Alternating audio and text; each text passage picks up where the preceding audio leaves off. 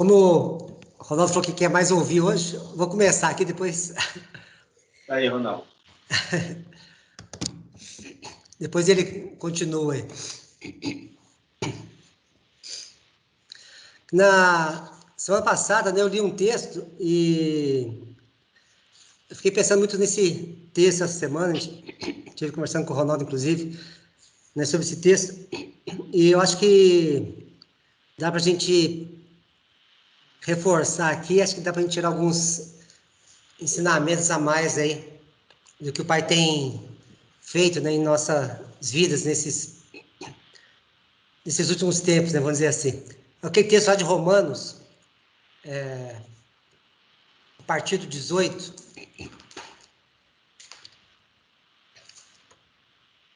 Romanos 8, a partir do 18, versículo 18. Minha mostratória futura.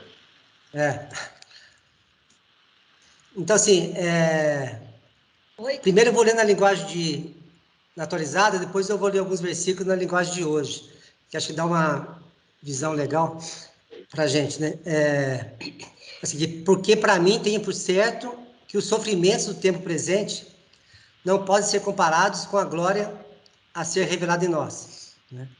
Quer dizer, o sofrimento ele tem um propósito muito forte, né? Quer dizer, então, um sofrimento que visa a glória, né? Não a glória no céu, como a igreja fala, mas a glória a ser revelada em nós, né? Ainda na terra. Aí, a partir da hora 19, a ardente expectativa da criação aguarda a revelação dos filhos de Deus, né? Então, a criação aguarda a revelação dos filhos de Deus, né? Mas por quê, né? Que a criação aguarda a revelação dos filhos? Pois a criação está sujeita à vaidade, né? Não voluntariamente, mas por causa daquele que a sujeitou, tá? Então, você lê esse mesmo texto, esse mesmo versículo na linguagem de hoje, né? Versículo 20. Pois o universo se tornou inútil, não pela sua própria vontade, mas porque Deus quis que fosse assim. Porém, existe uma esperança, né? Então, quer dizer, o universo, tem outra versão que fala de toda a criação, né? Toda a criação se tornou inútil. Então, toda a criação passou a ter uma vida fútil, né? Não por vontade própria, mas porque Deus quis que fosse assim, né? Então, todo mundo hoje, a criação hoje, né? Está vivendo de uma forma inútil, né? E a gente vê isso no mundo hoje, né? Realmente é um viver sem sentido. Então as pessoas é como se fosse uma Matrix mesmo, né? As pessoas estão iludidas, vivem numa fantasia, né? Numa ilusão mesmo, né? Aí no versículo 21, eu vou te falando na linguagem de hoje, tá? Um dia o próprio universo ficará livre do poder destruidor que o mantém escravo e tomará parte na gloriosa liberdade dos filhos de Deus, né? Então, essa escravidão, né, que foi posto no universo, ela tem um prazo determinado, né? Ela tem um prazo. Então, vai chegar um momento que esse universo também estará livre, né? E vai tomar parte de qual liberdade, né? Da liberdade da glória dos filhos. 22. Pois sabemos que até agora o universo todo geme e sofre como uma mulher que está em trabalho de parto, né? Quer dizer, então o universo, ele, apesar de estar escravo, né, toda a criação, vamos pensar assim, né, de estar vivendo essa escravidão, de estar vivendo essa ilusão, ela não está acomodada com isso, né? Então ela está sentindo as dores disso como um trabalho de parto. O trabalho de parto tem a sua validade, né? Cumprindo aquele prazo, né? Vai ser dada à luz, né? Então uma coisa da natureza, ela guarda isso, né?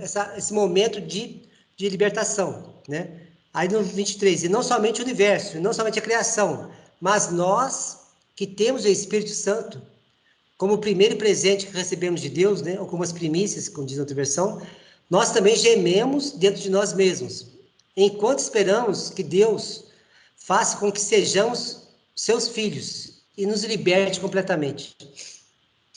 Então, assim como a criação, nós também estamos gemendo, aguardando o quê? A nossa libertação. né? Porque vai ser a nossa libertação como filhos que vai trazer a libertação dessa criação. Então, a criação aguarda a libertação. E quem vai trazer a libertação são os filhos. Só que essa libertação só vai vir, né, quando os filhos forem libertos. Né? Como a gente foi falar semana passada, né? Um escravo não consegue libertar outro escravo. Né? Somente aquele que está livre consegue trazer liberdade. E assim, o trabalho que o Pai está fazendo hoje, em nosso meio, é justamente isso. É nos dar essa liberdade para que sejamos livres, né? A gente tem aprendido sobre as dispensações, né? E cada dispensação tem uma lei.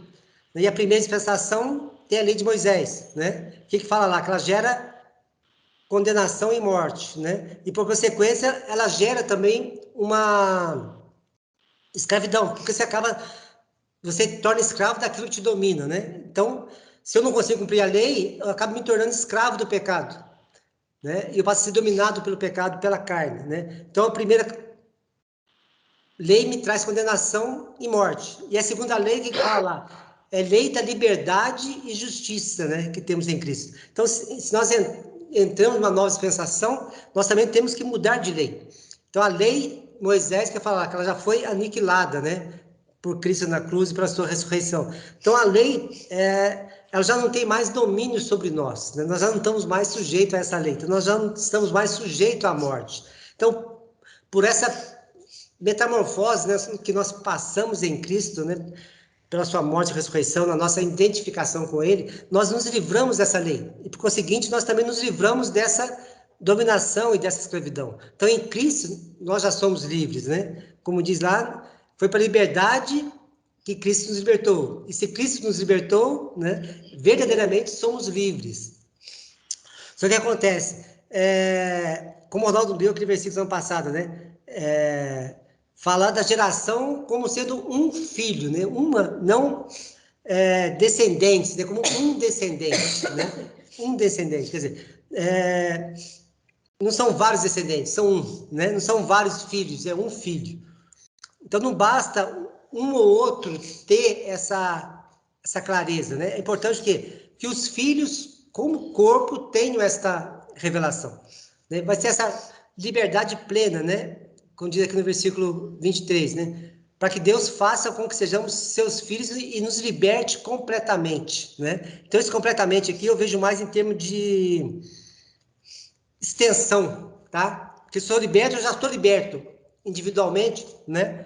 Completamente. Mas essa libertação, ela não foi completa no sentido da totalidade, né? Tem muitos filhos que ainda que não conseguiram enxergar isso, né? Não tiveram essa revelação dessa liberdade que temos em Cristo. E ainda estão vivendo debaixo de uma escravidão da lei. Ainda estão vivendo sob o domínio da lei, né? Não conseguiram ainda sair dessa antiga aliança para entrar na nova aliança. Nós estamos numa fase intermediária, né? Com o pé em um e o pé em outro, né? Mas tanto a geração, a criação, quanto nós estamos justamente o quê? Aguardando, né? Essa manifestação. No versículo 24. Pois foi por meio da esperança que fomos salvos. Mas se já estamos vendo aquilo que esperamos, então isso já não é mais esperança. Pois quem é que fica esperando por alguma coisa que está vendo, né? Quer dizer, então esperança é aquilo que você não vê. Agora, a partir do momento que você está vendo, deixa de ser esperança, né? Então, se nós já estamos vendo, já não é mais esperança para nós. Porque é algo que já está vendo. Porém, se estamos esperando alguma coisa que ainda não podemos ver, então, com paciência, esperamos. Assim também o Espírito de Deus vem nos ajudar na nossa fraqueza, pois não sabemos orar como convém. Mas o Espírito de Deus, com gemidos que não podemos explicar, né, por palavras, pede a Deus em nosso favor, né? E Deus, que vê o que está dentro do nosso coração, sabe qual é o pensamento do Espírito. Porque o Espírito pede em favor do povo de Deus e pede de acordo com a vontade de Deus. Pois sabemos que todas as coisas trabalham juntos para o bem daqueles que amam a Deus, daqueles que são chamados segundo o seu propósito, né? Então, existe um propósito, né? Esse que eu quero chamar atenção hoje, nesse sentido. Então, o mundo hoje está do jeito que está, não é por causa do mal, né? A gente tem a mania, assim, o costume de colocar o mal num patamar muito alto, a gente supervaloriza o mal, né? E a gente acha que tudo hoje acontece por causa do mal e por causa de Satanás, né? Satanás é o causador do mal. né? E eu tenho que combater Satanás para combater o mal. Só que nós temos buscado ultimamente é ter o discernimento do mal, né? Para como Deus, sejais conhecedores do bem e do mal. E dia após dia, eu creio que tem vindo alguma coisa assim, muito legal nesse sentido, né? De nós desmistificarmos o mal. Nós passarmos a olhar o mal de uma maneira diferente, né? Nós não combatermos ou reprimimos essa energia do mal. Nós sabemos, como o Ronaldo fala, aplicar o -1, né? Converter essa energia que é má numa energia boa, né? É um potencial energético, né? E energia ela é neutra. Você direciona, né, para onde você quer, né? Então, a questão do mal aqui acho que é uma questão de revelação do Espírito, né? O Espírito está nos revelando realmente o propósito do Pai, né? Tudo coopera para o bem daqueles que amam a Deus, daqueles que são chamados segundo o seu propósito. Então, existe um propósito, existe um chamado, né? Deus nos chamou antes da fundação do mundo para uma obra que já está preparada, né, para nós. Quer dizer, existe um propósito e o que é interessante, o mundo está do jeito que está, não por causa de Satanás, mas porque Deus quis, né? Estranho até falar isso, né? Então, Deus quis que o mundo vivesse de uma forma fútil, de uma forma inútil. Deus quis, não é por causa de Satanás, é porque Deus quis. Agora, por quê? Né? Então, por que Deus quis isso? Né? Para quê? Primeiramente, para que os filhos possam ser revelados e possam se manifestar, né? Questão do discernimento, questão do livre-arbítrio. As pessoas têm que querer sair disso, têm que querer enxergar, ter a revelação do que é o bem e do que é o mal, e você ter a possibilidade de escolher o bem ou o mal, né? De ter essa consciência e de ter essa escolha, de desejar sair, né? De querer sair desse mundo.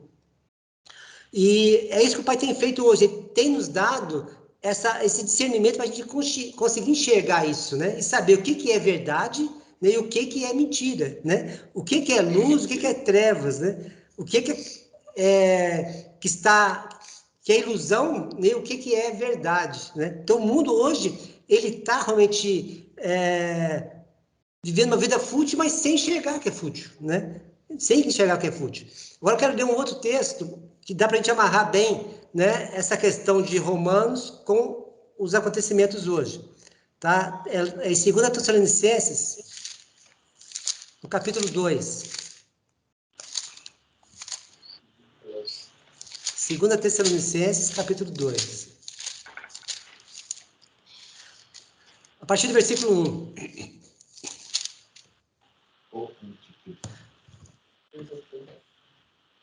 Tá? Então, diz assim: irmãos, no que diz respeito à vida do Senhor Jesus Cristo e nossa reunião com Ele, nós vos exortamos a que não vos demovais da vossa mente com facilidade, nem vos perturbeis, quer por espírito, quer por palavra, quer por epístola, como se procedesse de nós, supondo tenha chegado o dia do Senhor, né? Ninguém de nenhum modo vos engane, porque isso não acontecerá sem que primeiro venha a apostasia e seja revelado o homem da iniquidade, o filho da perdição. Tá? Isso eu queria que vocês prestassem bastante atenção. Tá? Então, Jesus Cristo, né, o Cristo Jesus, não se vai manifestar, né, até que tenha sido revelado o homem da iniquidade, o filho da perdição, né? Sem que primeiro venha a apostasia e seja revelado o homem da iniquidade, o filho da perdição. E quem que é esse filho da perdição? Quem que é esse homem da iniquidade? O qual se opõe e se levanta contra tudo que se chama Deus ou que é objeto de culto, a ponto de assentar-se no santuário de Deus, ostentando-se como sendo o próprio Deus. Não vos recordais de que, estando convosco, costumava dizer essas coisas? E agora sabeis, olha só, esse versículo é interessante. E agora sabeis o que o detém, para que ele seja revelado somente em ocasião própria, tá? Então,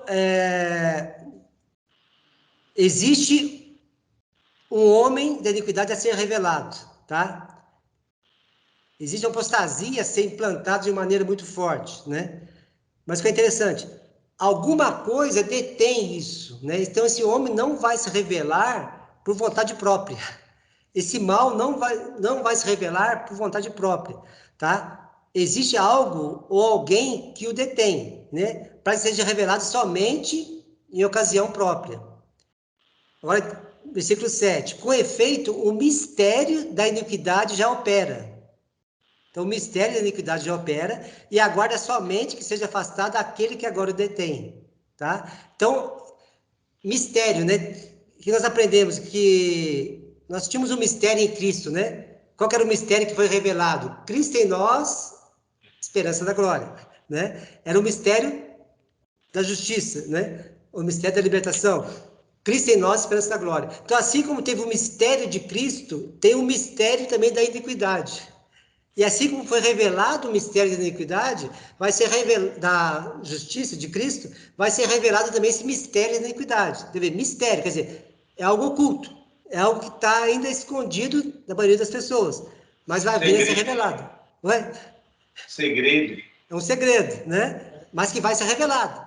E ainda não foi revelado porque alguém o detém, né? Alguém o detém. Quer dizer, existe um propósito também aí, né? E que é interessante a gente estar pensando. Existe um propósito. Só que essa iniquidade, ela já opera, embora não tenha sido revelada, entendeu? Quer dizer, essa iniquidade já está atuando no mundo hoje, só que as pessoas não estão vendo, né? Assim como Cristo também está operando em nós e muitos não estão enxergando, né? Quer dizer, a operação é diferente da revelação, tá? Já está sendo operação, nós já estamos com Cristo, né? Mas muitos ainda não enxergaram, ainda é um mistério para muitas pessoas, embora já estejam operando. Mesma coisa na iniquidade, ela já está operando hoje, mas as pessoas ainda não enxergaram isso, né? E por que elas não enxergaram? A gente vai ver na sequência, tá? Então, com efeito, o mistério da iniquidade já opera, e aguarda somente que seja afastado aquele que agora o detém. Então será de fato revelado o iníquo. Tá? Então, no momento certo, será revelado o iníquo. A quem o Senhor Jesus matará com o sopro da sua boca, quer dizer, pela palavra, né? E destruirá pela manifestação da sua vinda. Ora, o aparecimento do iníquo é segundo a eficácia de Satanás. Tá? Então não é Satanás, mas segundo a eficácia de Satanás. Tá? Aquele texto que o Ronaldo leu semana passada, né? Que o descendente da mulher, ou descendente da mulher, pisará a cabeça da serpente. E a descendência da serpente vai morder o calcanhar, né, do descendente da mulher. Né? Quer dizer, então, assim como existe o descendente da mulher, que é a geração de Cristo, existe também a descendência de Satanás, a descendência da serpente. Então, o descendente da mulher vai contender, né, com o descendente de Satanás. Então, assim como vai ter a manifestação dos filhos, vai ter também a manifestação dos filhos de Satanás. Então, vai ter o corpo de Cristo e vai ter o corpo do mal agindo, né? Vai ter o corpo de Cristo e vai ter o corpo de Cristo como tendo Cristo como cabeça e o corpo do mal tendo Satanás, né, como cabeça, né? Segundo a eficácia de Satanás, com poder e sinais e prodígios da mentira. A gente vê isso em Apocalipse, né? Quando fala da bênção, dos milagres, tudo que vão acontecer. E com prodígios da mentira, né? É o que a gente vamos ver claramente, né? A gente conseguir ler, né? O nosso mundo hoje. E com todo engano de injustiça aos que perecem, porque não acolheram o amor da verdade para serem salvos. Quer dizer, então se apegaram à mentira e não quiseram o amor da verdade. É por esse motivo, pois, que Deus lhes manda a operação do erro, para darem crédito à mentira. Tá? Então, o mundo, eles estão na operação do erro. Já que eles querem andar na mentira, então Deus permitiu que eles olhassem a mentira e acreditassem realmente que é verdade. Né? Eles olham hoje para as coisas que acontecem, eles acreditam piamente naquilo. Né? Vê o Lula falar, né? Eu sou o homem mais honesto. Eu acho que ele acredita nisso. Acho que ele acredita nisso. Acho mesmo. Né? E assim, várias pessoas hoje, você começa a conversar com as pessoas, elas falam com uma convicção tão grande das coisas, que dá a entender realmente que elas vivem daquela maneira. Elas estão realmente iludidas ao ponto de debater com você algo que para nós está muito claro, que é óbvio que é algo que é uma mentira, mas elas não conseguem enxergar. Elas conseguem ver aquilo lá como sendo verdade. Então há uma operação do erro para darem crédito à mentira. a fim de serem julgados todos quantos não derem crédito à verdade. Antes, pelo contrário, deleitaram-se com a justiça. Então, hoje a gente vê essa justiça nossa, né? Supremo, e STJ e TSE, e, né? Todas as justiças para baixo aí, é a mesma coisa, né? Quer dizer, há uma impiedade, né, envolvida nessa injustiça. Mas só que as pessoas não enxergam isso. E quando você fala contra, é como se nós estivéssemos indo contra a verdade deles, né? Então, quer dizer, nós somos errados de estar falando. Porque existe realmente uma operação, né, do erro. Agora, no versículo 13. Entretanto, devemos sempre dar graças a Deus por vós, irmãos amados pelo Senhor, porque Deus os escolheu desde o princípio para a salvação, pela santificação do Espírito e fé na verdade, né? E fé na verdade. Para o que também vos chamou mediante o nosso Evangelho, para alcançardes a glória do nosso Senhor Jesus Cristo. Então, a gente vê claramente as coisas se formando, né? Então, essa questão do discernimento do mal hoje é muito importante. Então, por que Deus permitiu realmente que o mundo vivesse essa ilusão? Deus deu a operação do erro para que eles enxergassem isso, né? Não está permitindo que o iníquo se manifeste ainda, por quê? Primeiro tem que se levantar o filho, né? Tem que haver um despertar dos filhos. Porque é esses filhos que vão trazer a libertação. Então, Cristo não vai mandar os anjos para trazer a libertação. Cristo não vai descer à terra e ele guerrear por nós. Ele vai guerrear conosco, né? Ele como cabeça. Então, nós, como corpo, vamos trazer essa libertação. Então, importa que os homens nos reconheçam como ministros, né, de Cristo, como esse corpo de Cristo. É importante a gente ter essa consciência, porque não basta a gente hoje começar a combater o mal, né? É estranho. Mas no caminho hoje, para nós, mais importante, é eu começar a brigar, a declarar a queda do mal. Tá? O meu objetivo hoje é declarar o quê? A manifestação dos filhos.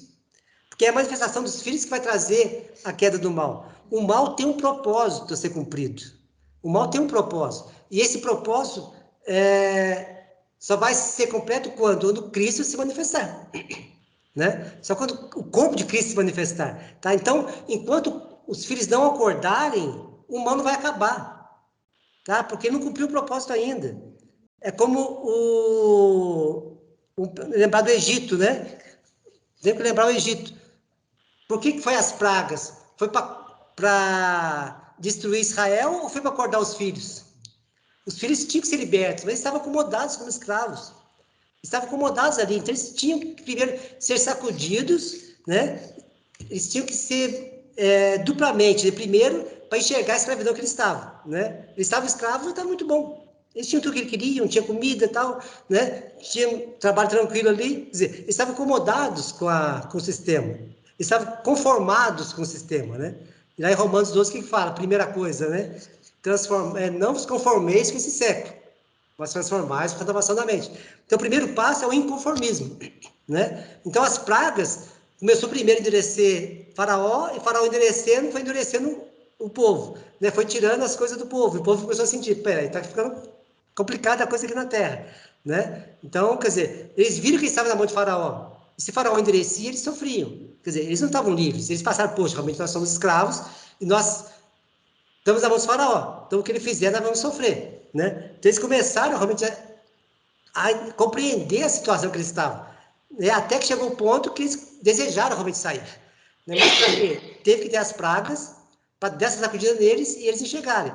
É o primeiro ponto. E o segundo ponto, o que era? Era mostrar que existe um Deus poderoso que fazia milagres, que fazia operação, que era suficientemente capaz de libertá-los dali.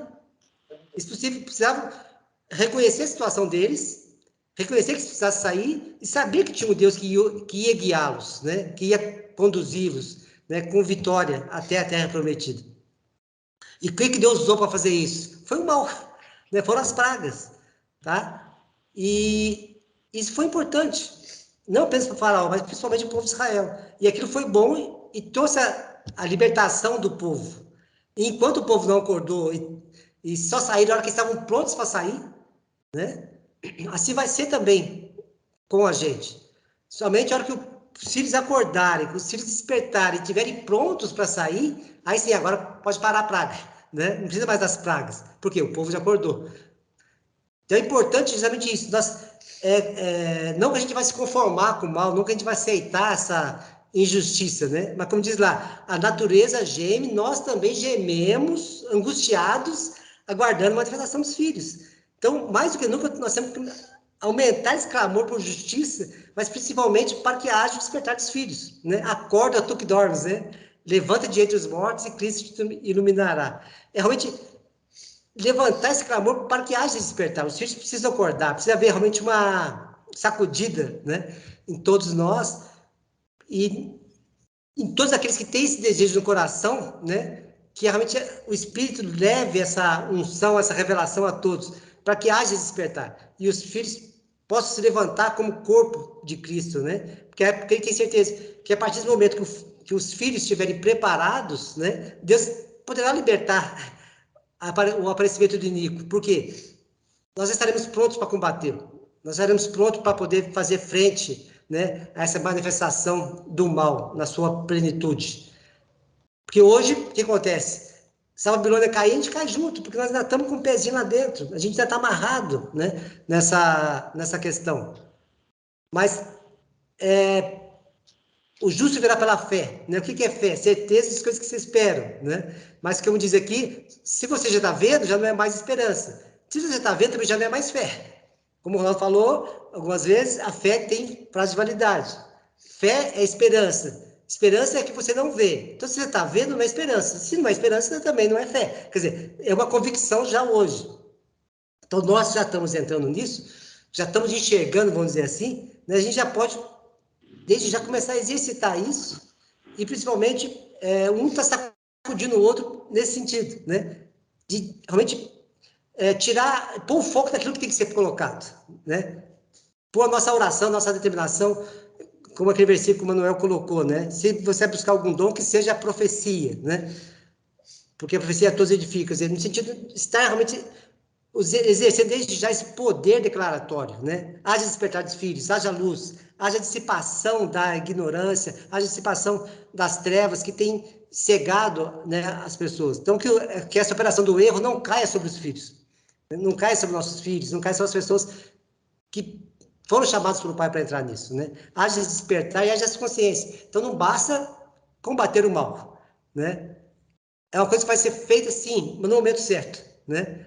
Como aquele demoniado falou para Jesus, né? Que tendes tu comigo, ainda não chegou minha hora, né? Então ele sabia que ele tinha uma hora, né? Então Jesus não ia, naquele momento lá, combatê-lo, porque sabia que não era dele, ainda não chegou minha hora. Então é uma coisa hoje, né? Então certos ataques, certas declarações, não adianta a gente fazer, porque não vai acontecer, porque ainda tem um propósito a ser cumprido. Ainda tem um propósito. O mundo está como está, porque Deus quis, está bem claro lá, para que seja manifestado os filhos, para que seja revelado os filhos. E essa revelação dos filhos é que vai trazer libertação. Então, os filhos têm que ser libertos para trazer libertação.